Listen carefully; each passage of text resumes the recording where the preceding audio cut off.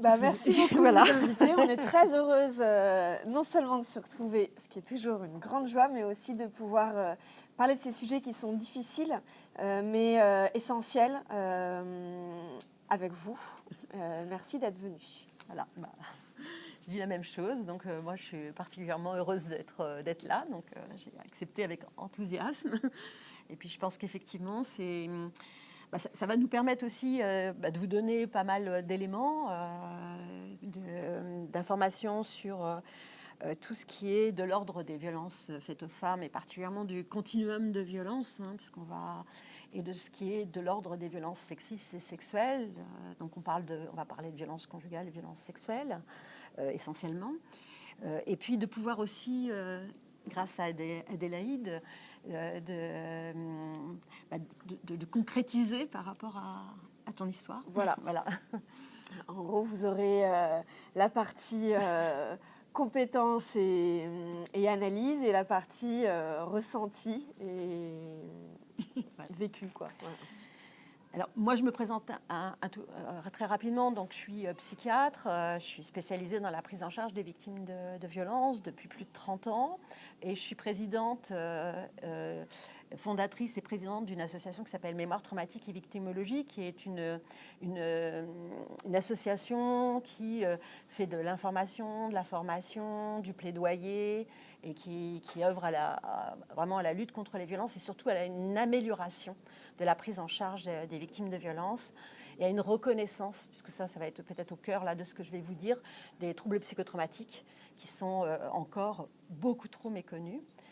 Et cette reconnaissance, elle est absolument indispensable, et ça, Adélaïde va pouvoir aussi vous en parler, pour identifier les victimes, les dépister, ça on en parlera, mais aussi pouvoir les comprendre, mieux les accompagner, mieux les protéger, évaluer vraiment le danger qu'elles courent et la nécessité de les protéger. Bien entendu, leur prodiguer les soins nécessaires en termes de traumatisme. Et c'est aussi essentiel par rapport à tout le parcours judiciaire. Parce que la méconnaissance des troubles psychotraumatiques fait que souvent des troubles qui sont pourtant pathognomoniques, qui sont des éléments de preuve du traumatisme, vont être retournés contre les victimes pour mettre en cause leur témoignage, ce qui leur est arrivé, et qui assure une impunité quasi totale aux agresseurs encore actuellement. Donc, je travaille aussi avec le docteur Denis Mukwege, qui est prix Nobel de la paix, qui est un chirurgien congolais qui s'occupe des femmes victimes de viols en RDC, dans le cadre de la chaire Mukwege, justement. Et on essaye, au niveau international, de promouvoir la prise en charge des psychotraumatismes au niveau de l'OMS, puisque maintenant, il est à la commission scientifique de l'OMS. Moi, je suis la commission scientifique de la chaire Mukwege pour vraiment améliorer cette reconnaissance, cette prise en charge des victimes, la réparation des victimes aussi, qui passe par aussi l'évaluation des psychotraumatismes, et justement un régime de preuve médico-légal qu'on est en train de développer. Donc voilà, ça c'est en général. Et je pense que là, je vais te repasser la parole pour dire à quel point le fait de laisser les personnes qui sont victimes de violences, on va vous donner les chiffres ensuite, de violences physiques, sexuelles, sexistes, seules à devoir survivre, le plus souvent seules aux violences, parce que l'immense majorité des victimes, pour donner un chiffre, c'est 83% des victimes de violences sexuelles qui disent n'avoir jamais été reconnues ni protégées. Il y en a moins de 10% qui portent plainte. L'immense majorité des victimes n'est pas protégée, n'est pas entourée, n'est pas soutenue, mais environ entre 10 et 13 ans avant de pouvoir accéder à une prise en charge qui est un peu plus adaptée. Et que du coup, les victimes non seulement doivent survivre seules aux violences, le plus souvent, mais elles doivent survivre seules aux conséquences psychotraumatiques de ces violences, qui vont vraiment impacter leur vie de façon très importante, et surtout qui vont leur donner une image d'elles-mêmes. Enfin, ça entraîne une atteinte de l'image de soi, de l'estime de soi, parce que du coup, elles sont envahies par des symptômes qui ne sont pas du tout, dans l'ensemble, compréhensibles ni expliqués. et que vraiment donner toutes ces informations aux victimes, d'ailleurs on dit que c'est à peu près 50% de la prise en charge, parce que du coup ça change la donne et ça permet de se dire que c'est normal en fait, tous les symptômes que je présente sont normaux. Et c'est pareil pour tous les autres professionnels avec des victimes qui sont souvent jugées sur leur comportement, alors que ce sont des conséquences absolument universelles des violences, mais qui sont tellement peu connues que du coup ça se retourne contre les victimes et du coup qui aussi sont exposées à des diagnostics, ce qu'on peut appeler écrans, qui sont des diagnostics liés à ce qui se présente, mais qui ne sont pas du tout reliés à leur cause et qui ne sont pas du tout identifiés comme des troubles psychotraumatiques. Et dernière chose que je voulais dire en préambule, les soignants ne sont quasiment toujours pas formés aux troubles psychotraumatiques. Or, vraiment, au niveau international, l'OMS, au niveau de toutes les recherches internationales, on a tous les éléments. L'OMS dit très précisément que c'est un problème de santé publique majeur, que par exemple pour ce qui concerne les violences sexuelles faites aux enfants, les violences faites aux enfants, la prise en charge des psychotraumatismes est une nécessité absolue. C'est une perte de chance terrible de ne pas prendre en charge ces psychotraumatismes. Or, voilà, en France, le nombre de personnes formées reste vraiment extrêmement faible et la formation n'est pas encore totalement développée. La Haute Autorité de Santé, je ne sais pas si vous l'avez entendu, a sorti un élément de préconisation pour qu'il y ait un dépistage systématique auprès des personnes sur les violences qui ont été subies, particulièrement dans le cadre des violences conjugales, mais aussi des violences sexuelles et de toutes les violences que subissent les enfants. Donc c'est en train de bouger, mais ça reste encore très problématique et l'offre de soins est encore extrêmement faible. Et c'est une galère pour les personnes victimes de trouver cette prise en charge qui est absolument nécessaire. Les soins sont efficaces, on en reparlera, mais ils sont efficaces pour éviter une cascade de conséquences dont on va parler aussi. Voilà. Alors je te donne un peu la parole et on reviendra sur les chiffres ensuite. Moi, je m'étais dit que déjà parce que j'écris mieux que je ne parle, et en plus parce que d'une certaine manière, ça reprend ce que vient de dire Muriel, mais d'une façon... pour le coup, circonstancié, que j'allais vous lire le tout début du livre. Voilà. Et après, je vais en parler un peu. Est-ce qu'elle s'est essuyée la bouche du revers de la main, passé la langue sur les dents, recoiffée un peu? Est-ce elle ou lui qui a remonté la culotte, remis un semblant d'ordre dans la robe tablier rouge, tiré sur le chemisier blanc? Elle le regarde en opinant du menton, comme les petits chiens qui hochent la tête sur les plages arrière des voitures. Je suis gentille, je suis jolie, j'aime ça, tu es mon amie, tu aimes mes grosses fesses, tu me fais du bien, je suis gourmande, je ne dirai rien, c'est notre secret, je te promets, je ne dirai rien, des mots qu'il lui a dit et dont elle ne se souvient pas plus qu'elle ne se souvient de ce qu'il lui a fait. Elle reprend le sachet en papier blanc des carambars et le pot de flocons pour poisson rouge qu'elle avait posé sur le coin nu d'une marche. Quelque chose s'est renversé. Elle ne sait pas si c'est le sol ou si c'est elle. Elle se concentre pour gravir l'escalier. Elle est allongée sur son lit, elle essaie d'attraper une larme du bout de sa langue. Les lattes du couloir grincent, elle saisit son livre, Sans famille, Hector Malot. « C'est ton livre qui te fait pleurer ?» demande son père, alarmé qu'elle se soit glissée comme une ombre de l'entrée de l'appartement à sa chambre, sans le rituel tonitruant du « Bonjour ma chère famille que j'aime et que j'adore », sans claquer la porte d'entrée, sans venir rien leur raconter. Sa tête se déplace. Gauche, droite, droite, gauche. Il s'est passé quelque chose ? Sa tête se déplace. Haut, bas, bas, haut. Elle est assise, entre ses parents, sur le canapé bordeaux du salon. Son frère et ses sœurs ont disparu. Elle regarde les murs tendus de tissu, elle ne les reconnaît pas. Comme elle ne reconnaît pas ses propres parents. Tout est soudain changé, sans qu'elle puisse saisir quoi. Ils lui parlent, elle a du mal à les entendre, à les comprendre. Elle flotte. Elle est assise à l'arrière de la voiture de police, à côté de son père. Les policiers mettent les gyrophares pour la faire sourire. Elle sourit. Elle est gentille. Elle n'est plus là. Elle est morte. Personne ne semble s'en rendre compte. Au commissariat, une policière lui pose des questions. Elle doit répondre par oui, par non. Elle hoche ou elle secoue la tête selon. Elle ne ressent rien. On lui dit qu'elle porte plainte pour attouchement sexuel et que le monsieur de la cage d'escalier, c'est un pédophile. Elle hoche la tête. Elle ne sent pas les méduses s'immiscer en elle ce jour-là. Elle ne sent pas les longs tentacules transparents la pénétrer. Elle ne sait pas que leurs filaments vont l'entraîner peu à peu dans une histoire qui n'est pas la sienne, qui ne la concerne pas. Elle ne sait pas qu'ils vont la déporter de sa route, la tirer vers des profondeurs désertes et inhospitalières, entraver jusqu'au moindre de ses pas, la faire douter de ses poings, rétrécir année après année le monde qui l'entoure à une petite poche d'air sans issue.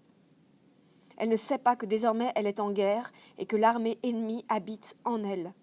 Personne ne la prévient, personne ne lui explique. Le monde s'est tu.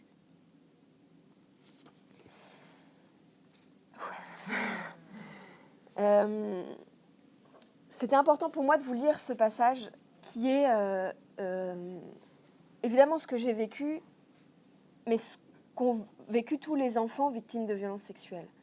Cette chose de la sidération, de la dissociation, du monde qui se renverse, des mots qui se défont de leur sens. Et quand on est, comme vous, professionnel de santé et qu'on reçoit des enfants, moi j'étais tellement calme et gentille et sage. Et mes parents ont pensé, le pire n'est pas arrivé. Le médecin qu'on a été voir 2 jours après, à la demande des policiers, a regardé mon sexe de petite fille, a dit à ma mère, c'est bizarre, il est beaucoup trop écarté, mais j'étais tellement calme, j'étais tellement gentille, qu'aucun des deux n'a pensé à la pénétration digitale. C'était quelque chose impossible. Ils ont été sidérés par cette image. Ma mère, 20 ans après, me raconte cette scène chez le médecin qu'elle ne m'avait jamais racontée, prend une règle dans son bureau, regarde sur un bout de papier et me dit, voilà, l'ouverture, c'était 1,5 cm. L'image s'était gravée en elle. C'est ce qu'on appelle la mémoire traumatique. Mais pour autant, elle avait été en incapacité de l'expliquer. Elle avait été sidérée par cette image et sidérée aussi par mon manque de réaction, parce qu'elle pensait être un manque de réaction, par ma dissociation qui a généré chez elle de la dissociation, qui a généré chez le médecin de la dissociation. Et si je raconte ça aujourd'hui, c'est qu'il me semble que c'est essentiel que le personnel de santé sache cela. À quel point la violence sexuelle est une violence du silence, pour laquelle il n'y a pas de mots, qui échappent à la compréhension de l'enfant. Les seuls mots dont il dispose, c'est les mots que lui a dit l'agresseur. Tu aimes ça, c'est pour ton bien, je suis ton ami. Puisque c'est les mots qui ont défini ce qui se passait à ce moment-là, vu qu'on sort de soi, vu qu'on est évadé de soi-même, qu'on est à quelques pas dissocié. Et c'est donc la parole de l'agresseur qui devient la parole qui définit l'action, qui définit ce qui est.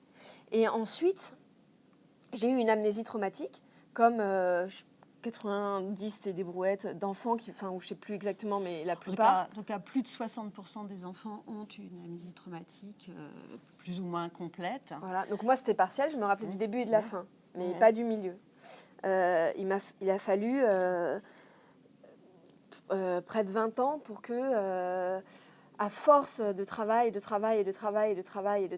psychothérapeutique, d'essayer toutes les thérapies que la planète propose, je finisse par retrouver des bribes et que petit à petit, j'arrive à reconstruire le puzzle de ce qui s'était passé.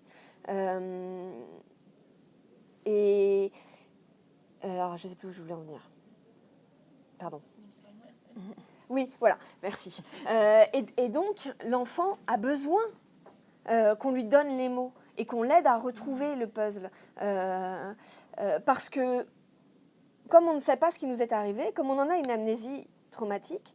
Après, moi, j'ai été voir tout plein de psy parce que j'avais plein de problèmes, des pulsions suicidaires, des problèmes de boulimie grave, des épisodes dépressifs très graves, une haine de moi démente. Et j'avais rien pour expliquer ça, vu que je venais d'une famille aimante et que tout allait bien. Et que, certes, il m'était arrivé quelque chose dans cet escalier, mais chaque fois que j'y pensais, je ressentais rien. Donc, c'était pas grave, c'était pas ça le problème, vu que quand j'y pensais, c'était la petite fille sur la banquise. C'était le blanc, c'était rien. Et j'aurais eu tellement besoin qu'on interroge ce blanc et ce manque de sensations et ce manque de ressenti. Et j'aurais eu tellement besoin que quelqu'un fasse les liens pour moi. J'aurais gagné tellement de temps. Et c'est pour ça que j'ai écrit ce livre-là. C'est parce qu'il a fallu que je rencontre le livre de Muriel avant de rencontrer Muriel. C'est en lisant son livre que pour la première fois, je me suis dit, mais tu n'es pas folle, tu n'es pas violente, tu n'es pas haineuse, tu n'es pas perverse. Tout ça, c'est de la colonisation, c'est ce qu'on agresseur a voulu te faire croire de toi, mais c'est ce qui t'est arrivé, c'est ce qu'on t'a fait, mais ça n'est pas toi. Et c'est vraiment les paroles qui m'a permis de gagner 20 ans de vie. Que j'aurais voulu entendre, que j'aurais aimé entendre et qui m'ont amené à écrire ce livre-là, qui n'est pas un récit, qui est plutôt une boîte à outils. Enfin, en tout cas, c'est comme ça que je l'ai désiré et voulu pour permettre aux autres victimes de faire les liens comme le travail de Muriel sur les psychotraumas m'a permis de le faire moi. Voilà, en gros, ce que je voulais dire. Oui, et du coup, c'est pour ça qu'on se bat, pour donner ces informations. C'est pour ça aussi que pour les enfants, d'ailleurs, on a fait ce petit livret qui est illustré par Claude Ponty, qui a été lui-même victime de violences incestueuses dans son enfance et qui du coup, illustre très bien ce que peut être justement la dissociation, la mémoire traumatique, cette colonisation, cette incompréhension totale. Parce que sinon, effectivement, c'est la banquise, c'est vraiment une solitude. Et ce que me disait aussi Denis Mukwege, c'est qu'il était frappé de l'universalité des propos des victimes qu'il rencontrait, de femmes qui avaient été victimes de violences sexuelles, de viols, et qui disaient toutes, c'est comme si j'étais morte de l'intérieur. Cette sensation de néantisation, de vide et de basculement total. Mais où il n'y a effectivement rien pour pouvoir identifier, comprendre ce qui se passe. Alors, du coup, si vous voulez, je vais peut-être vous expliquer rapidement un peu les mécanismes du psychotrauma qu'on connaît maintenant vraiment très bien depuis longtemps. C'est des mécanismes auxquels mes travaux ont participé à les éclairer. Et là, récemment, il y a encore plein de grandes études qui sont sorties sur la dissociation. Il faudra que je t'envoie d'ailleurs l'article parce qu'il est extraordinaire, parce que du coup, il illustre totalement cette réalité-là qui a toujours été méconnue. Et puis, avec des chercheurs qui s'engagent, qui disent mais c'est très important que ce soit connu, parce que du coup, c'est un préjudice énorme pour les victimes. Parce qu'elles ne sont pas du tout prises en charge comme il faudrait. On ne leur donne pas d'outils justement pour comprendre ce qui leur arrive. Et on les laisse justement sur cette banquise. Il faut aller les chercher et leur donner. Et c'est des chercheurs en neurobiologie qui disent ça. Donc ça fait chaud au cœur de voir que des personnes qui s'engagent comme ça. Alors, juste pour déjà bien situer les choses, c'est une fille sur 5, un garçon sur 13 qui subissent des violences sexuelles dans l'enfance. C'est énorme. Ces chiffres-là, ils sont sous-estimés en plus. C'est dans le cadre des violences sexuelles, c'est les enfants qui subissent le plus de violences sexuelles. Les violences sexuelles, ça n'a rien à voir avec une attirance, du désir. C'est une volonté de destruction, une volonté, comme le dit le droit européen, ce sont des actes cruels, dégradants, inhumains. C'est une volonté d'être inhumain, de s'en prendre aux plus vulnérables. De déshumaniser. Voilà. Et les plus vulnérables, c'est les enfants les plus jeunes, et c'est aussi les enfants en situation de handicap, par exemple. Toutes les personnes qui sont en grande précarité sont encore plus victimes. Donc plus les personnes, normalement, nécessitent de solidarité, de soutien, d'être protégées, plus elles sont ciblées par les prédateurs pour leur faire du mal. c'est sur l'ensemble des victimes de violences sexuelles, 81% des violences sexuelles démarrent avant 18 ans, 51% avant 11 ans, 21% avant 6 ans. Voilà. Donc ça donne un peu... Voilà. C'est des proches, hein. Dans 90% des cas, ce sont des proches. Dans 90% des cas, ce sont des hommes qui exercent ces violences. Dans plus de 50% des cas, ce sont des violences intrafamiliales. Et ce sont des violences qui vont avoir des conséquences. Une des conséquences de ces violences, c'est aussi la reproduction de violences subies. C'est-à-dire qu'il y a un continuum de violences. Et pour vous donner un ordre d'idée aussi, quand on a vécu des violences sexuelles et physiques dans l'enfance, ça multiplie par 16 pour une femme le risque de subir des violences sexistes et sexuelles à l'âge adulte. Violences conjugales par 16, la multiplication, c'est énorme. Hein. C'est des odds ratios complètement fous. On verra aussi que pour un homme, ça multiplie par 14 le risque de commettre des violences sexistes et sexuelles. Et du coup, identifier ces enfants, les prendre en charge, c'est absolument nécessaire pour éviter une cascade de conséquences gravissimes, une souffrance dont tu pourras témoigner, mais aussi des conséquences dont tu as parlé. Hein, c'est le premier facteur de risque de suicide, c'est le premier facteur de risque de dépression à répétition, c'est le premier facteur de risque de troubles alimentaires, de troubles addictifs, bien sûr tout ce qui est de l'ordre de ce qu'on appelle l'état de stress post-traumatique. Avoir un enfant victime de violences sexuelles, il a 100% de risque d'avoir des troubles d'état de stress post-traumatique. Mais c'est aussi des troubles cognitifs très importants, c'est aussi des troubles somatiques très importants. Ça entraîne une maladie liée au stress, avec des risques cardiovasculaires, immunitaires, des risques... Alors bien entendu, c'est à la fois la maladie au stress est liée à ce que je vais vous expliquer tout à l'heure, de conduite, des stratégies de survie avec des prises d'alcool, de drogue, qui vont avoir des conséquences sur la santé. Des conséquences gynéco-obstétriques très importantes pour les femmes, puisque sur les violences sexuelles, c'est 80% de femmes, 80% de filles pour les violences sexuelles pour les enfants, et 90% de femmes pour les violences sexuelles sur les adultes. Donc les chiffres, vous avez peut-être entendu les chiffres sur les violences sexuelles faites aux femmes, c'est 94 000 femmes qui subissent des viols et des tentatives de viol chaque année. Et si on croise les chiffres avec les éléments qu'on a, les enquêtes de victimation, c'est autour de 135 000 filles qui subissent des viols et des tentatives de viol chaque année. Voilà. Avec des conséquences donc psychotraumatiques très graves. Le cerveau des enfants est extrêmement vulnérable à la violence, particulièrement à la violence sexuelle, parce que tu l'as bien décrit, c'est totalement incompréhensible. Ça génère vraiment un état de choc et un état de sidération totale. Et vous savez, quand vous êtes en situation de danger, vous avez un allumage d'une structure du cerveau qui s'appelle l'amygdale cérébrale, qui en fait sécrète de l'adrénaline et du cortisol et alarme les fonctions supérieures pour dire là, il y a un danger, il faut préparer l'organisme à agir. Quand on est sidéré, totalement sidéré, les enfants ils sont totalement en état d'impossibilité de penser les choses et d'agir, il n'y a aucune modulation de cette alarme. C'est-à-dire, on ne répond pas à l'alarme intérieure. Du coup, l'alarme, elle fait comme les alarmes habituelles, elle monte en puissance avec des taux d'adrénaline et de cortisol qui représentent un risque vital pour l'organisme. On peut mourir de stress, un enfant peut mourir de stress. On peut, vous savez, ça entraîne vraiment une mort c'est la maladie du cœur brisé.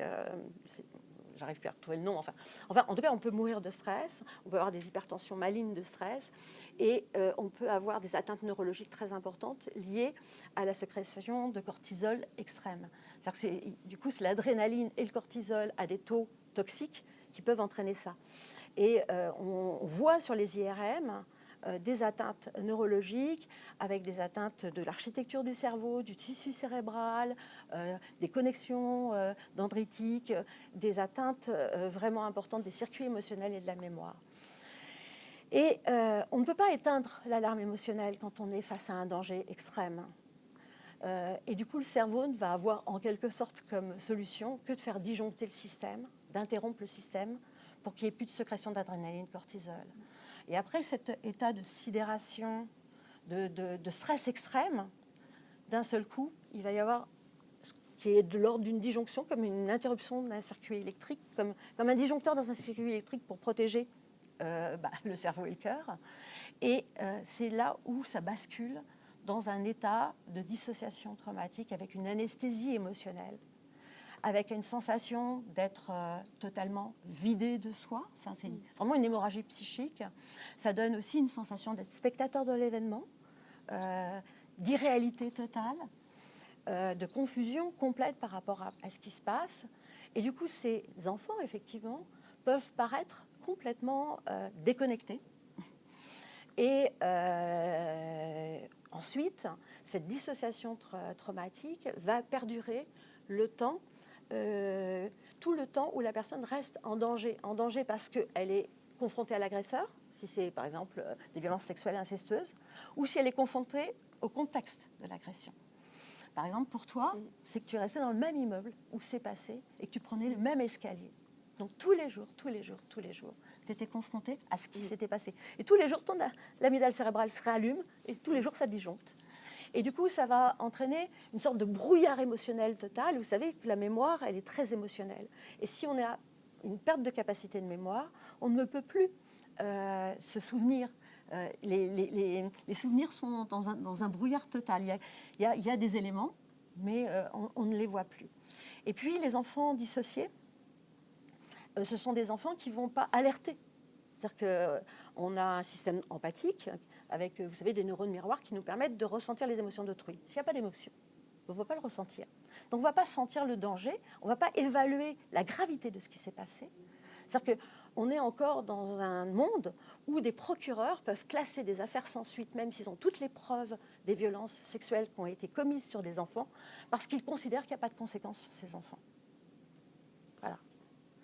On est dans un monde où la petite Sarah de Pontoise, vous savez, celle grâce à qui on a obtenu, parce que du coup, grâce à cette situation où tout le monde s'est mobilisé, pour elle, c'est une petite fille de 11 ans qui a été violée par un homme de 28 ans.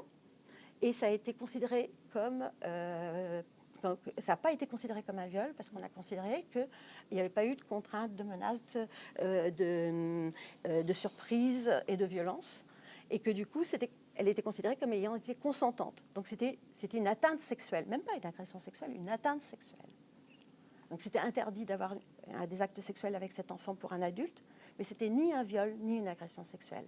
On a fait un barreau d'enfer et on a obtenu ce seuil d'âge en dessous de 15 ans. Et à 18 ans en situation d'inceste. Là, le procès a eu lieu. Enfin, on a obtenu un procès c'est pas en cours d'assises, mais en cours criminel. Et l'expert qui a vu cette jeune, qui est toujours extrêmement dissociée, en plus elle habite en face de l'immeuble où se sont produits les viols, qui avait vraiment des troubles psychotraumatiques majeurs. Et l'expert a dit qu'elle n'avait aucune conséquence. Voilà, on en est là. Donc oui, ça illustre bien. Être dissocié, c'est ne pas pouvoir, ça tu pourras en reparler, dire non. C'est pas pouvoir s'opposer. C'est pas pouvoir s'opposer aussi quand on est dissocié. On ne peut pas s'opposer à ce que fait l'agresseur. Donc on va lui obéir.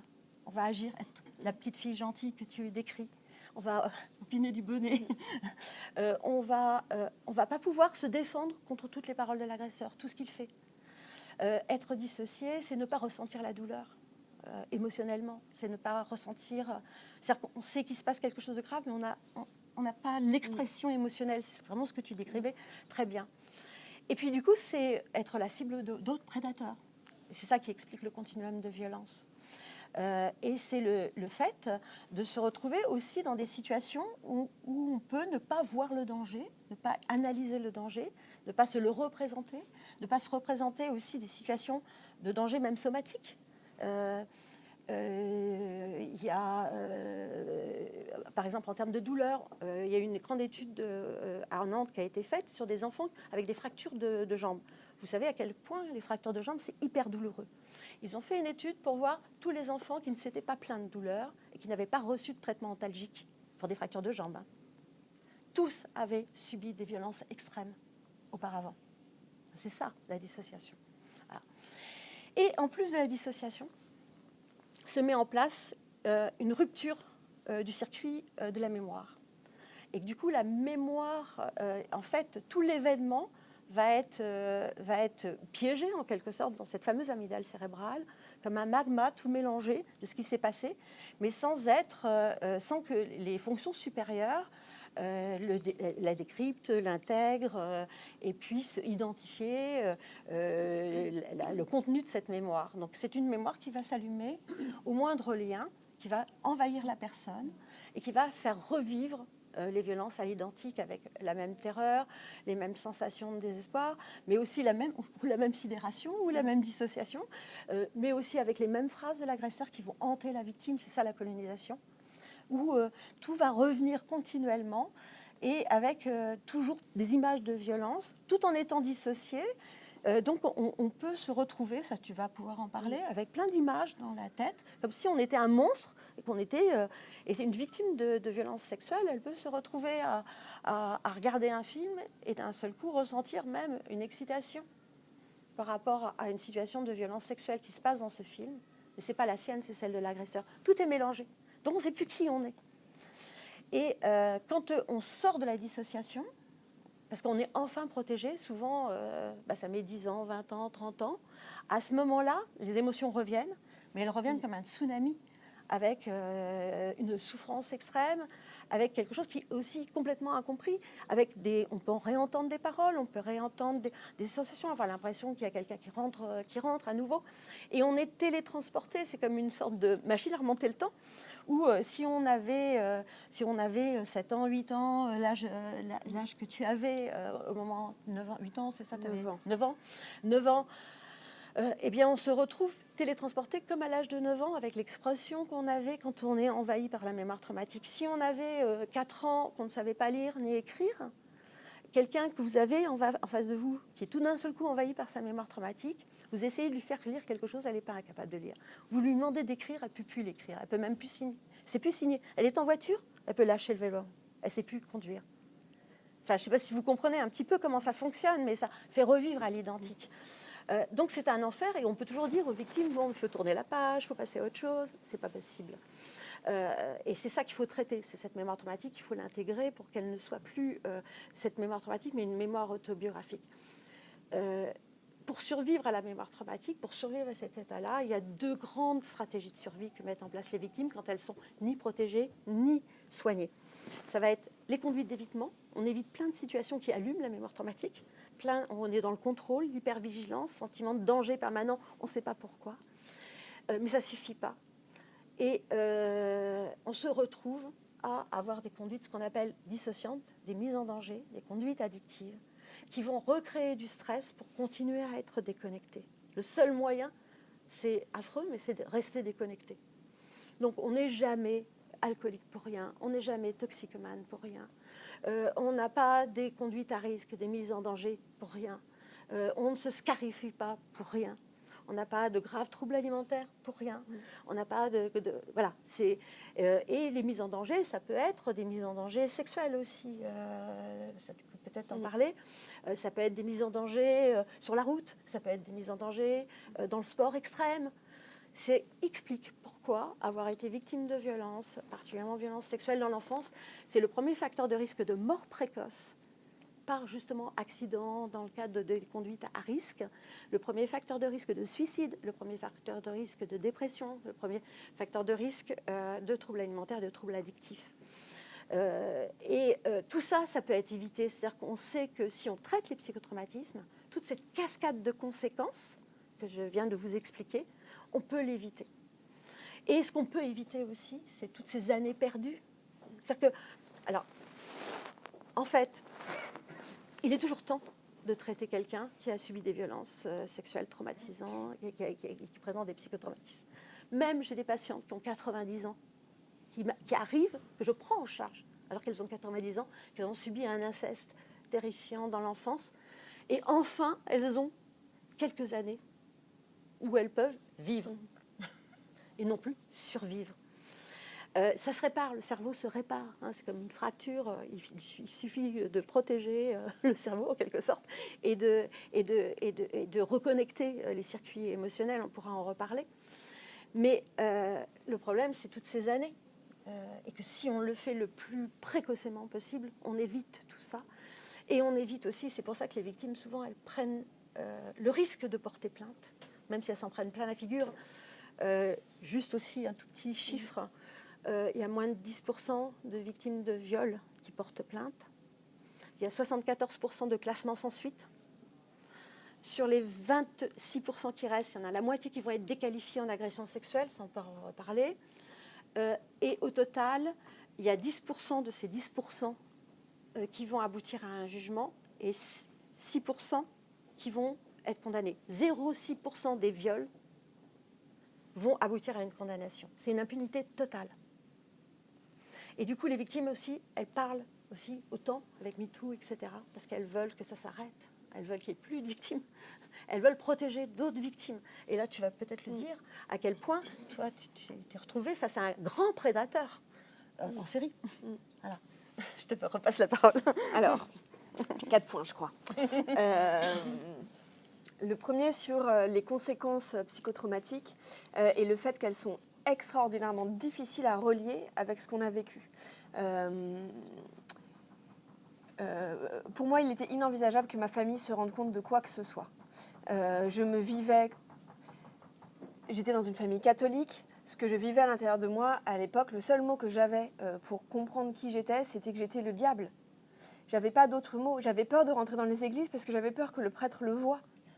J'avais peur d'aller communier. Je me pensais que lui, il le verrait. Et je pensais que le seul moyen qu'il fallait pour m'en sortir, c'était qu'on me brûle. C'est ça que pense un enfant qui n'a aucun mot pour comprendre la haine qu'il habite. Parce que c'est tellement dévorant, la haine. Et c'est tellement incompréhensible quand on est enfant. Alors on cherche ce qu'on a, on cherche qui on est. Et on se trompe vu que personne ne nous dit. Et du coup, on vit avec ça. Alors, plein de choses. Voilà. Donc là, je vous donne des exemples un peu concrets, mais parce que qui racontent aussi qu'en fait, les conséquences psychotraumatiques continuent d'enfermer dans de la solitude, qui enferme dans de la solitude et de la solitude et de la solitude. Moi, je m'en suis sortie en fumant du cannabis à longueur de journée. Je roulais mes pétards la veille au soir pour pouvoir commencer avant d'aller prendre le petit déjeuner avec mes parents. Qui évidemment ne se rendaient compte de rien parce qu'en famille, j'étais parfaite. Je faisais des bonnes études, j'étais l'enfant idéal. Bon, ça, je parle de ça, j'avais déjà quand même 18-19 ans parce qu'il fallait se procurer de la drogue, etc. Avant, je me donnais des baffes, je me cognais la tête contre les murs et je faisais attention à ce que ce soit au niveau des cheveux, qu'on ne voit pas les bosses et les plaies, que ce soit invisible. Je ne me suis jamais scarifiée parce que ma mère me voyait en maillot et que donc la scarification, ce n'était pas possible. Mais je m'enfonçais des pointes de compas à l'intérieur des ongles, les endroits qui ne se voient pas. Quand ça devient visible, c'est déjà qu'on est très très loin. C'est déjà que le besoin de se faire du mal pour se calmer a déjà pu exploser le désir qu'on a d'être aimé. Donc une enfant qui présente des scarifications, elle est déjà à un stade très loin. C'est-à-dire que moi, j'avais tellement besoin qu'on m'aime que je ne pouvais pas passer ce stade-là. Et voilà. Enfin, c'est pour vous donner un peu des ordres d'idées. Par rapport au fait la dissociation parce qu'on jongle entre les deux, entre l'hyper-vigilance et les conduites hyper dangereuses. Hyper-vigilance dans la rue permanente parce qu'il suffisait d'une silhouette et je ne l'analysais pas à l'époque. Simplement, parfois, dans la rue, tout d'un coup, j'avais l'impression que j'allais mourir étouffée. Je ne savais pas pourquoi, mais je n'arrivais plus à respirer. Et donc, dans ces moments-là, je me frappais, je me mettais dans un coin pour pas qu'on me voie, et je me frappais jusqu'à où je me racontais des choses horribles, parce que ça aussi, ça m'aidait à me dissocier, jusqu'à ce que j'arrive à reprendre mon souffle. Et c'est incompréhensible. Pourquoi est-ce que ça m'arrive ça? Je ne peux même pas le raconter à quelqu'un. C'est inracontable. Il a fallu...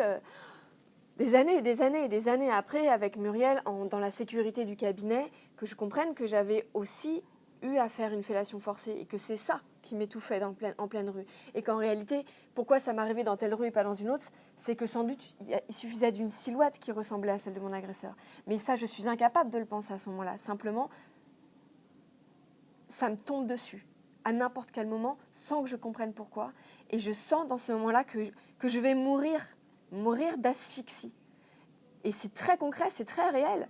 Et c'est terrifiant. Et puis après, ça va mieux.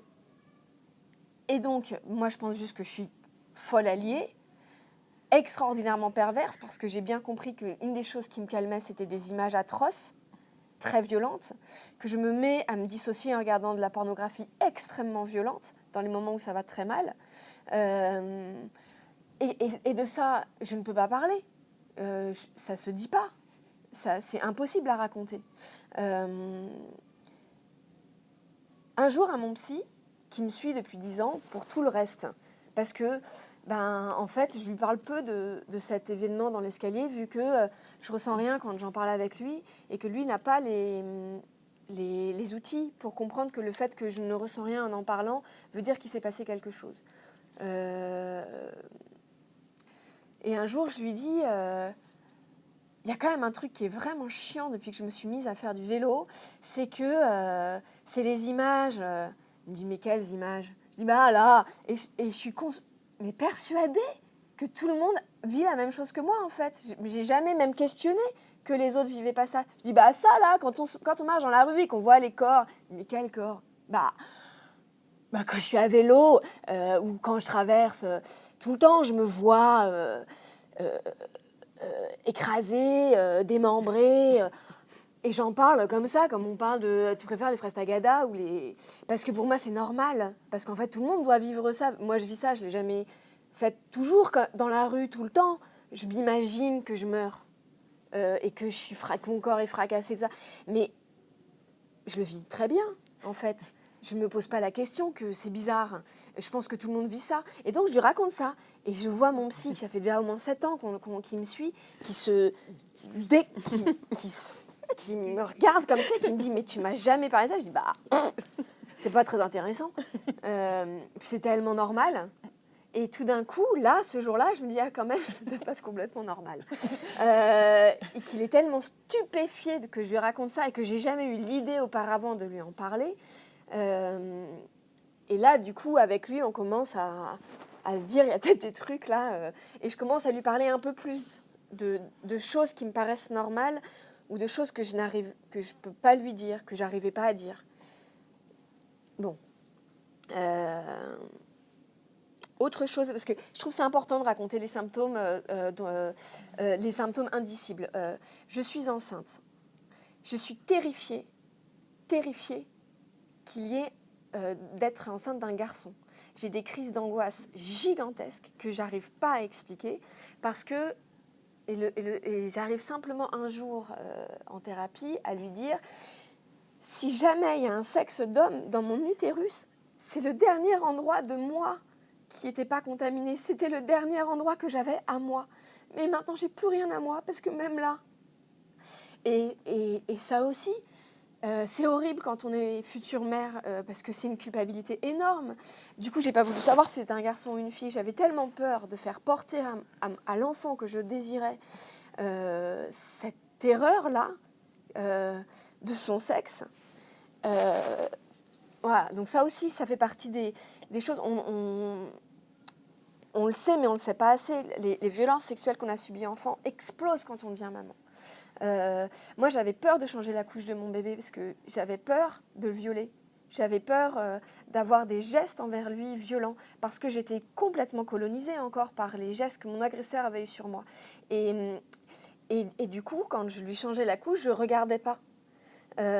Ou parfois, je disais « OK » et j'allais ailleurs. Je ne pouvais plus changer sa couche.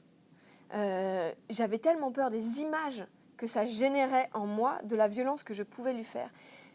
Et ça, tout ça, c'est de la colonisation. Et il a fallu que je rencontre le livre de Muriel pour comprendre que je n'étais pas extraordinairement dangereuse et une criminelle en puissance. Parce qu'on peut parler de ça à personne. À personne. C'est un enfer. Donc on vit enfermé dans ce truc-là. Donc ça, c'était la première chose que je voulais dire. Après, attends. Oui, il y en avait 4. Oh là là.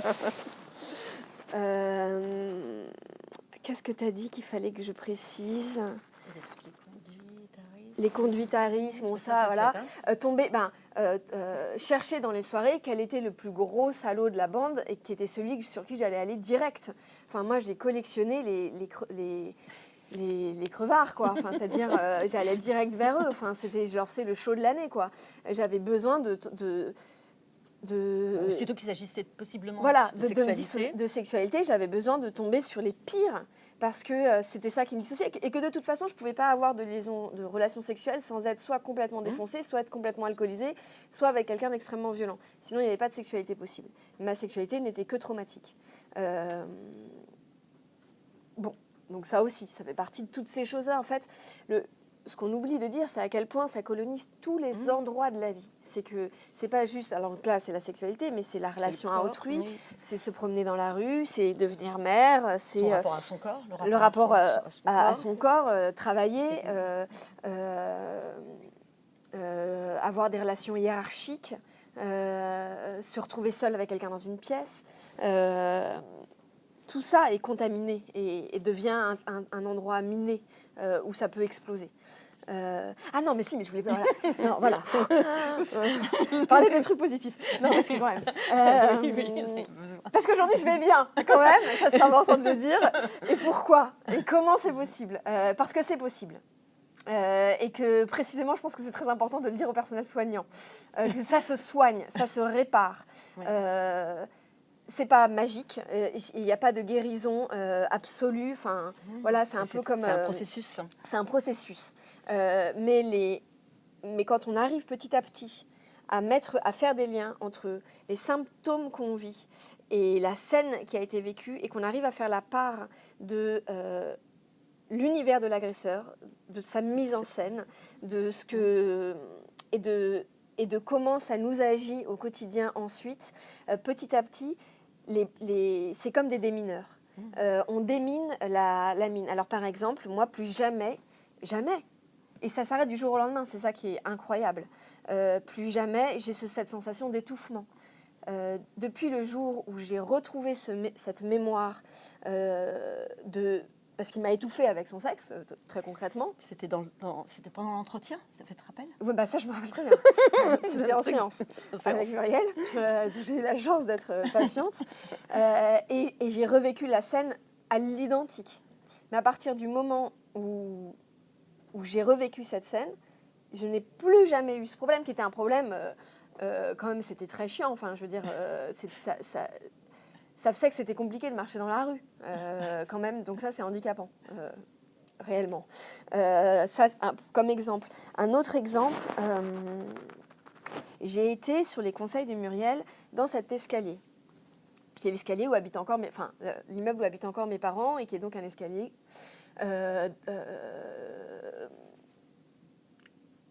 que j'évite depuis des années, sans vraiment me le dire. Mais en tout cas, à chaque fois que je vais chez mes parents, et que je dois passer par l'escalier parce qu'on est trop nombreux et que l'ascenseur est minuscule, je fais une course où je me fais un pari dans ma tête. Enfin, je ne m'étais pas vraiment rendu compte, mais j'avais mis en place plein de choses pour faire en sorte qu'il fallait que ça aille très vite, quoi. Donc, le premier arrivé en haut. Par exemple, je sais monter cet escalier 4 par 4. Parce que je me suis mis en place des espèces de challenges. Et parce que c'est extraordinaire comme l'humain est créatif pour s'en sortir. Voilà, pour pas avoir à revivre ça. Et donc, je suis allée dans cet escalier avec une amie à la rencontre de cette petite fille-là, ce jour-là. Et je monte l'escalier. Je ne dis pas à mes parents que je suis là. Sans doute, ils étaient en haut et j'aurais été bien embêtée de les croiser ce jour-là. Je monte l'escalier à pied. Mon corps, je ne savais pas exactement à quel étage c'était. Et j'ai su exactement sur quelle marche. Tous les différents endroits où mon corps avait été ce jour-là, je les ai retrouvés. Et je me suis prise dans les bras à ce moment-là. Et de ce jour-là, de ce jour où je me suis autorisée parce que j'étais accompagnée, parce que j'étais en sécurité, parce que j'avais compris, grâce à tout ce travail thérapeutique et à tout cet accompagnement, tout ce qui était son histoire, en me prenant dans les bras ce jour-là, ses phrases à lui sont redevenues ses phrases. Et c'est vraiment un jour qui a été pivot dans l'arrêt de la haine de soi. Pivot. Il y a eu un... Voilà. Moi, je crois du coup un peu au rituel. Et je vous en parle parce que je pense que dans le personnel soignant, ce n'est pas des choses qu'on vous apprend forcément à faire en école, des rituels. Mais pourtant, je pense que c'est essentiel dans la réparation. La tendresse et de laisser aussi la victime inventer pour elle-même, devenir actrice de sa réparation. Donc moi, ça s'est passé comme ça. J'ai eu besoin d'aller dans cet escalier-là et le geste est venu de lui-même et c'était le geste juste pour moi. Et c'est ce geste c'est comme si les phrases coulaient, s'éloignaient. C'était très physique. Et ça s'est interrompu ensuite. La radio permanente, tu es nul, tu es laide, tu es un objet, tu es à jeter, tu n'es... Ça s'est interrompu. Voilà, donc là je donne 2 exemples, mais en fait on peut déminer, c'est possible, et accompagner la victime là-dedans, et l'aider à trouver sa créativité à l'intérieur de ça, et retrouver une vie en entier, du coup. Parce que retrouver l'énergie, parce que quelle énergie on met à survivre, ça prend toute la place. On devient la survivante, on n'a plus aucune place pour rien d'autre dans la vie. Et petit à petit, voilà, c'est possible. Voilà. Oui, alors vous aurez peut-être reconnu effectivement plein de symptômes qu'on peut identifier de façon très très différente si on ne le relie pas aux violences. Et quand on a interrogé, on a fait une grande enquête auprès des victimes de violences sexuelles dans l'enfance, 79% des victimes disaient que tous les professionnels du soin qu'ils avaient rencontrés n'avaient jamais fait de lien entre leurs symptômes, qui étaient pourtant vraiment très, très identifiables par rapport à un psychotrauma, et le psychotraumatisme. Alors vous avez compris que, en fait, la haine, l'excitation, la violence de l'agresseur va être dans cette mémoire traumatique, il va coloniser la victime et elle va penser que ça lui appartient, que tout ça lui appartient. Et c'est ce qu'on a appris, en fait, c'est que tout ce qu'il y a dans notre cerveau, ça vient de nous. Et que du coup, la psychanalyse, par exemple, a essayé d'expliquer pourquoi il pouvait y avoir des pulsions de mort, pourquoi... non, en fait. Il faut, vous savez, les victimes du Bataclan que j'ai pris en charge, très rapidement, ils me disaient que, par exemple, ils avaient l'impression qu'ils allaient tuer tout le monde quand ils étaient après. Ils étaient colonisés par cette violence, par cette haine. Une victime du Bataclan, lors de l'attentat à Bruxelles, d'un seul coup, il s'est mis d'un rire sardonique quand il a entendu l'information. Et il a dit, mais il faut qu'on m'hospitalise en urgence. Je suis devenu un monstre. C'est l'horreur. Mais il voulait se tuer. Mais c'était les rires sardoniques de qui? Des terroristes. Enfin, je veux dire, du coup, c'est des mécanismes. Je vous donne ces exemples-là aussi pour l'attentat. Les attentats, parce que c'est des mécanismes universels. Mais être seul avec tout ça, c'est effarant. Vous avez reconnu aussi tout ce qu'on appelle les phobies d'impulsion. Peur de faire mal, peur de... Voilà. Et que toutes les victimes de violences sexuelles ont peur de ça. Vous avez vu aussi à quel point, du coup, la sexualité est complètement colonisée par la violence, par l'agresseur, par ce qu'il a fait. Et que du coup, y accéder, faut vraiment le vouloir. Et du coup, on est obligé, les victimes sont obligées d'y accéder, dissociées, complètement déconnectées. Justement, comme tu l'as dit, avec c'est fréquent, avec des films porno ou voir de l'alcool, de la drogue, des violences qu'on exerce contre soi. Et que du coup, laisser les victimes avec tout ça, c'est totalement insupportable. Mais le problème, c'est que la plupart des victimes, elles se retrouvent face à des professionnels qui n'ont pas les outils pour leur donner des éléments et qui ne vont pas être en capacité aussi d'entendre ça. Donc du coup, les personnes, elles ne vont pas parler. Enfin, je veux dire que pour dire tout ce qu'a pu dire Adélaïde, il faut être dans un climat de confiance total. Sinon, on a l'impression qu'on va être enfermé. Enfin, je veux dire, en tout cas, jugé très négativement déjà. C'est sûr. Comme tu disais, toi, quand tu étais enfant, ou même brûlé, vive, tellement. Donc, et peut-être dire un mot sur la procédure judiciaire quand même. Oui. Parce que ça, c'est intéressant des 4 points. Oui. Je ne sais plus que les 2 quatrièmes. Ouais. Alors moi, là-dedans, j'ai quand même eu beaucoup de chance. Et c'est important de le dire parce que je représente un minuscule pourcentage des victimes de violences. Déjà, j'ai eu beaucoup de chance parce que ce n'était pas quelqu'un qui est dans ma famille, un proche, etc. Donc il y a toute une part de la dévastation où non seulement on est victime de violences sexuelles, mais on est aussi privé du socle familial, de ce qui nous constitue notre arbre généalogique, etc. etc. Déjà ça, c'est une première chose. Et ça, c'est encore un autre domaine de dévastation et de saccage. Mais en plus de ça, mon agresseur correspondait à l'agresseur idéal.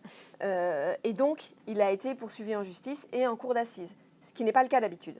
D'habitude, l'agresseur ressemble à Monsieur Tout-le-Monde et c'est classé sans suite et fin de l'histoire. Est-ce que je peux quand même dire quelque chose ? C'est que c'est par chance et grâce. Ah oui, tu as raison. Parce que c'est pas du tout comme ça s'est passé. Enfin, non. Je veux dire, mes parents ont porté plainte. Voilà. Parce que quand même, il s'est passé. Donc j'ai eu cette chance-là. Mes parents ont porté plainte. Un enfant ne peut pas porter plainte pour lui-même. Mes parents ont porté plainte. À 33 ans, enceinte, je reçois un coup de fil de la police judiciaire qui me demande si j'ai bien été victime d'attouchement sexuel, vu que c'est comme ça que ça avait été qualifié à l'époque, à l'âge de 9 ans. Je tombe de ma chaise, j'étais debout, mais bref. Et pour moi, je pense que j'ai jamais eu un aussi beau cadeau que ça. La justice ne m'avait pas oubliée. Et pourquoi elle ne m'avait pas oubliée ? Parce que ce violeur en série, qui était connu par les policiers, parce que dans le 6e arrondissement, le 7e, le 14, dans tous les arrondissements bourgeois de Paris, il sévissait depuis une vingtaine d'années, avec un mode opératoire extrêmement précis, très similaire. Il avait même un nom de code, c'était l'électricien. Et ils n'avaient pas réussi à le choper. Mais une inspectrice à la retraite a décidé de prendre du temps sur sa retraite pour aller regarder ce cold case dont elle ne s'était pas... qui la hantait. Donc on est vraiment comme dans les films hollywoodiens, quoi. C'est vraiment une personnalité, une personne qui du coup rouvre le dossier, s'aperçoit qu'il y a du matériel génétique qui peut être aujourd'hui traité, ce qui n'était pas le cas à l'époque. Et elle envoie et elle fait rentrer l'ADN dans la base du FIJAS, du fichier qui existe aujourd'hui. Et rien. Et 1 an et demi plus tard, un mec arrive au poste et tombe sur un jeune policier qui est tout frais et moulu de l'école de police et qui donc a encore une certaine fraîcheur, en tout cas,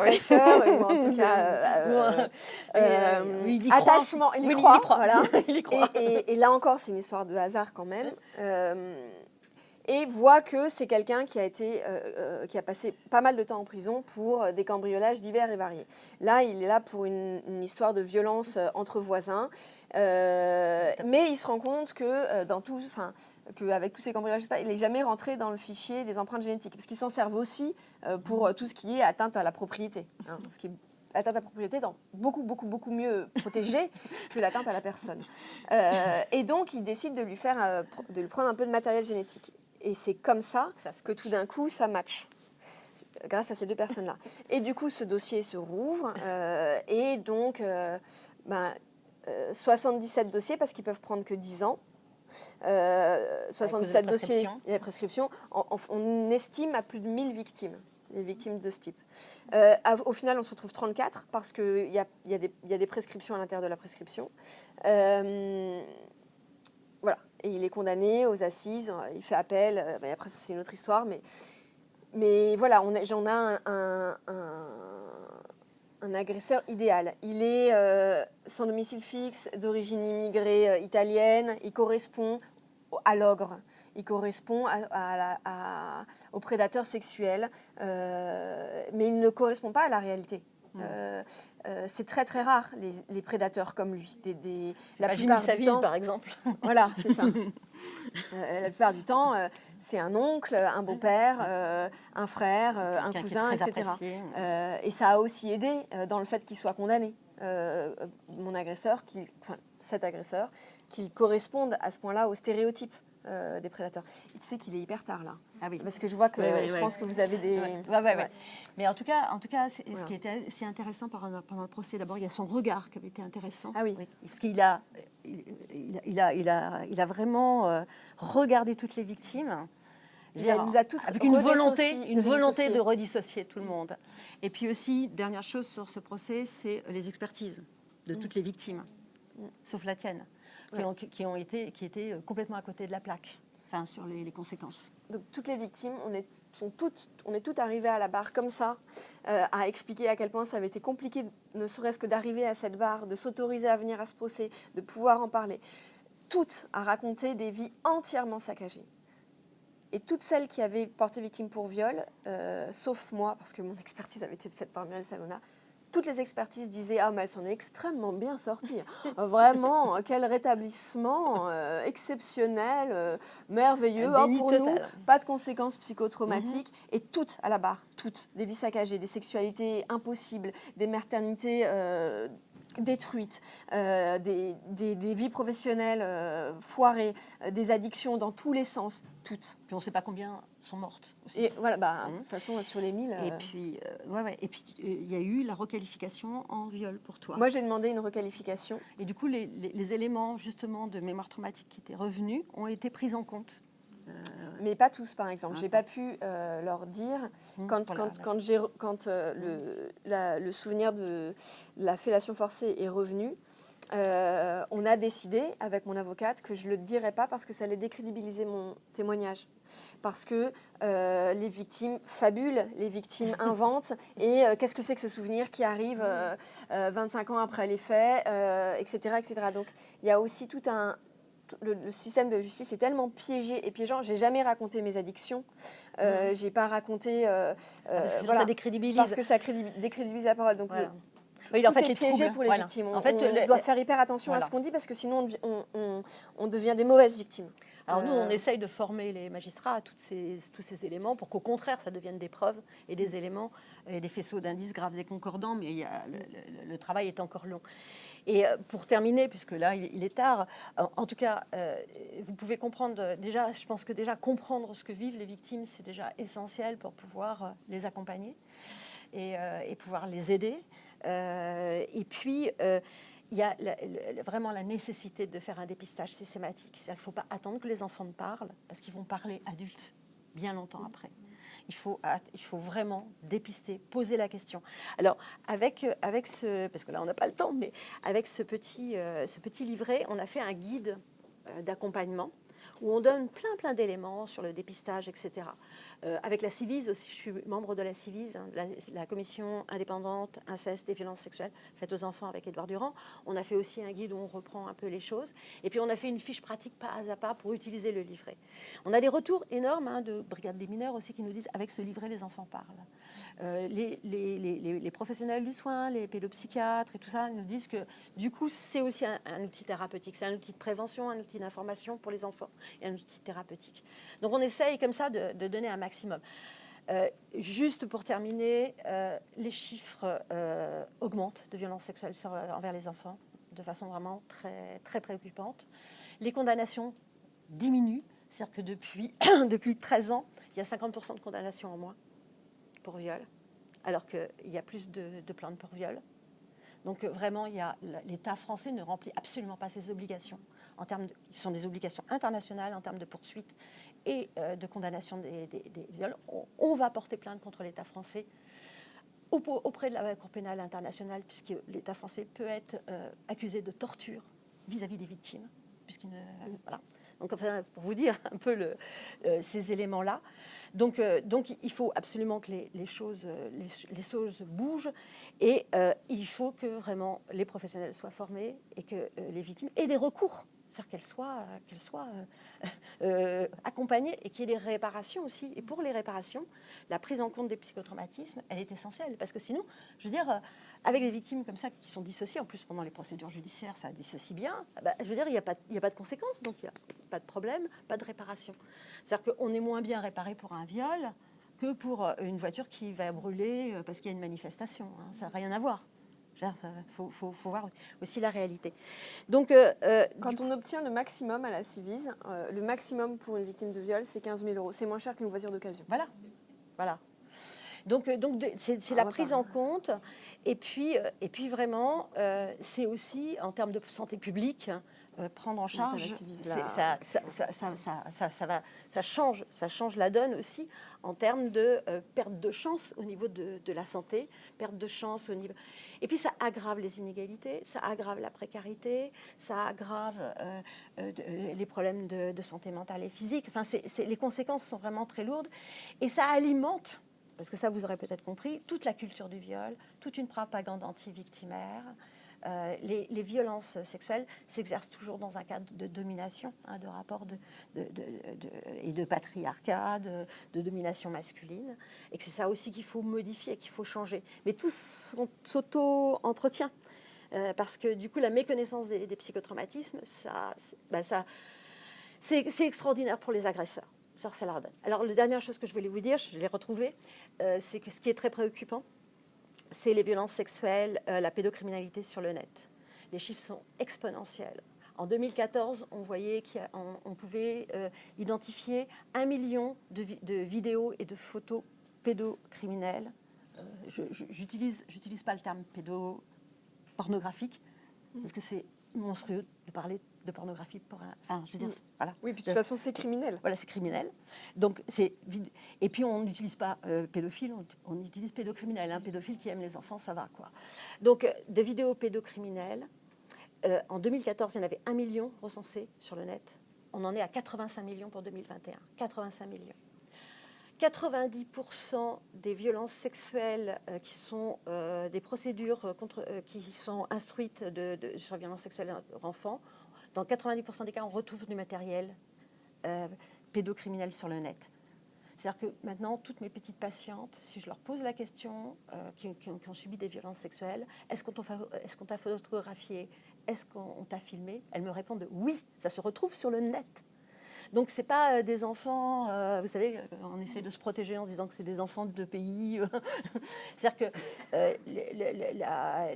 l'immense majorité de ces images-là sont produites à l'intérieur de la famille par des personnes qui sont des proches des enfants et qui du coup, exploitent complètement les enfants par rapport à ces images-là qui rapportent un argent considérable. Et des images qui ne seront jamais effacées. C'est-à-dire que c'est une condamnation à vie. Alors, pour le coup, pour les victimes... Pour la mémoire traumatique, ça fait une mémoire traumatique aussi, dans le cadre...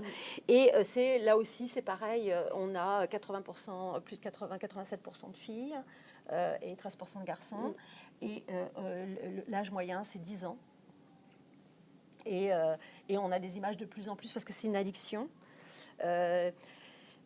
Juste pour terminer, du côté des agresseurs, quand les personnes qui ont subi des traumas, s'ils sont en position dominante, ils vont utiliser des conduites dissociantes pour vraiment anesthésier leur trauma, non pas dans le cadre de violences exercées contre eux-mêmes, mais de violences exercées contre autrui. Donc la violence exercée contre autrui était extrêmement efficace pour s'anesthésier et anesthésier ça. Et ensuite, après, ils ont une mémoire traumatique des violences qu'ils ont commises. Donc, ils vont être continuellement envahis par les violences qu'ils ont commises. Ils vont recommencer, dans un terme d'addiction. On n'est jamais responsable des violences que l'on subit, on n'est jamais responsable des conséquences psychotraumatiques, mais on a une responsabilité sur nos conduites dissociantes si elles s'exercent à l'encontre d'autrui, bien entendu. Voilà. Donc, prendre en charge le plus tôt possible les enfants, c'est éviter toute cette cascade et cette reproduction de violence. Donc, on a tous un rôle à jouer et ça nécessite un engagement total pour protéger les enfants. Enfin, je veux dire, vraiment, il faut protéger les enfants. Et identifier les violences chez les adultes est aussi essentiel parce que, je veux dire, ils font des carrières. Je veux dire, là, il a agi pendant 20, 30 ans. Il a été attrapé à 72 ans. À 72 ans. Alors qu'il a fait 12... il a été 12 fois en prison pour vol dans les appartements. Mais ça, pour les appartements, ils l'ont trouvé facilement. Ils l'ont fait, oui. Mais sinon, ils n'ont pas recherché. Donc c'est, et du coup, nous, ce qu'on demande, c'est des améliorations de la loi aussi. On demande une imprescriptibilité. Parce que ce sont des crimes contre l'humanité. Enfin, je veux dire. Et puis, le Conseil de l'Europe vraiment exhorte tous les pays à mettre en place une imprescriptibilité qu'on n'a pas encore obtenue, mais qu'on va obtenir prochainement. On a amélioré la loi, on a obtenu un seuil d'âge. Maintenant, tous les actes bucco-génitaux sont considérés comme un viol, que ce soit sur la personne, sur la victime, ou que ce soit sur la personne de l'auteur. Voilà. Donc, il y a eu des améliorations de la loi importantes. Mais ça ne suffit pas. Et il faut que tout le monde s'y mette. C'est-à-dire qu'il faut que tout le monde dépiste, il faut que tout le monde signale. C'est obligatoire. Il y a une obligation de signaler. Alors, pour les médecins, c'est très particulier puisqu'il y a une levée du secret professionnel, mais on n'a pas encore réussi à obtenir qu'il y ait une obligation de signalement. Par ailleurs, il y a une obligation de prévention et de protection. Et la non-dénonciation de crime, c'est un délit. Donc en fait, normalement, voilà. Donc il faut que tout le monde s'y mette et il faut se battre pour qu'il y ait une formation. Des sous. Il faut se battre pour qu'il y ait des centres. La Convention d'Istanbul demande à ce qu'il y ait un centre spécialisé de prise en charge des victimes de violences sexuelles par bassin de 200 000 habitants. Donc vous imaginez déjà combien de centres il faudrait avoir sur Paris, sur la région parisienne, sur la France entière. Et on en est... Voilà. L'accueil aussi dans les commissariats. Voilà, l'accueil. On entend des reportages. Oui, voilà.